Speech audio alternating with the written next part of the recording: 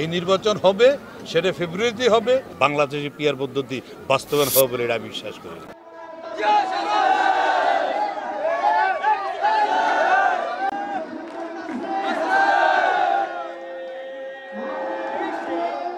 আসলে পিআর পদ্ধতি কারা, যারা নিজেদের অস্তিত্ব নিয়ে তারা সন্দিহান সংকটে আছে, যারা তাদের সামনের জনসমৃদ্ধি সন্দিহান আছে, যারা বেঁচে থাকার জন্য পদ্ধতি বের করেছে, বাংলাদেশে পিআর পদ্ধতি বাস্তবায়ন হবে বলে আমি বিশ্বাস করি।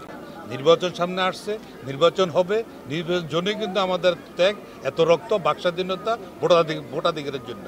সো আমরা মনে করি এই নির্বাচন হবে, সেটা ফেব্রুয়ারিতে হবে। এবং আমরা বারবার আমাদের বিভিন্ন মহল থেকে আমরা এই দাবি উপস্থাপন করছি, যতদিন পর্যন্ত বাংলাদেশে একটি নির্বাচিত সরকারের হাতে ক্ষমতা না আসবে, অতদিন বাংলাদেশের যে উন্নতি বলি, এলডিসি গ্র্যাজুয়েশন বলি, আমরা শান্তি শৃঙ্খলা বলি, জনগণের দাবির কথা বলি, কোনো দাবি আসলে সরকারের দ্বারা পরিপূর্ণ করা সম্ভব হবে না যতক্ষণ না নির্বাচনের মাধ্যমে গণতান্ত্রিক সরকারের হাতে ক্ষমতা না আসবে। অতদিন কোনো আমাদের জনগণের আশা আকাঙ্ক্ষা, 5ই আগস্টের স্বপ্ন, 71-এর স্বপ্ন, 90-এর স্বপ্ন বাস্তবায়ন করতে হলে অতি শীঘ্রই নির্বাচনের মাধ্যমে তা একমত সম্ভব।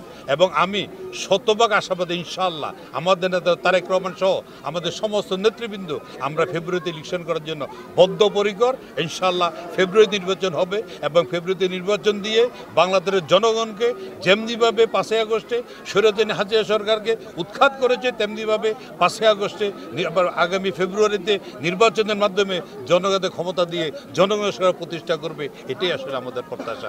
অনেক ষড়যন্ত্র আসবে, কোনো ষড়যন্ত্র বাংলাদেশের জনগণ অতীতেও মেনে নেয় নাই, এবারও মেনে নেবেন।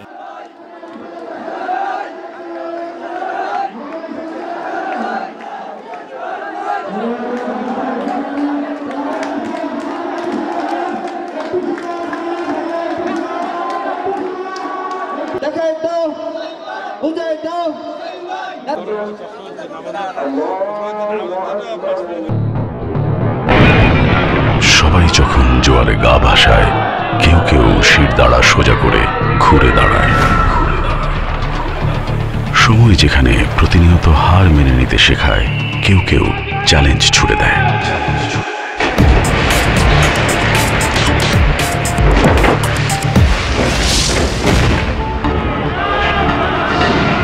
পক্ষপাতের ভিড়ে আজ থেকে কোনো পক্ষ নয়, খবর হবে নিরপেক্ষ।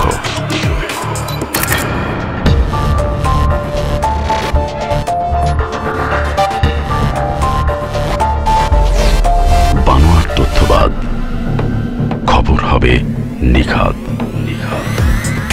ভেঙে গুজবের শিক, খবর হবে নির্ভীক।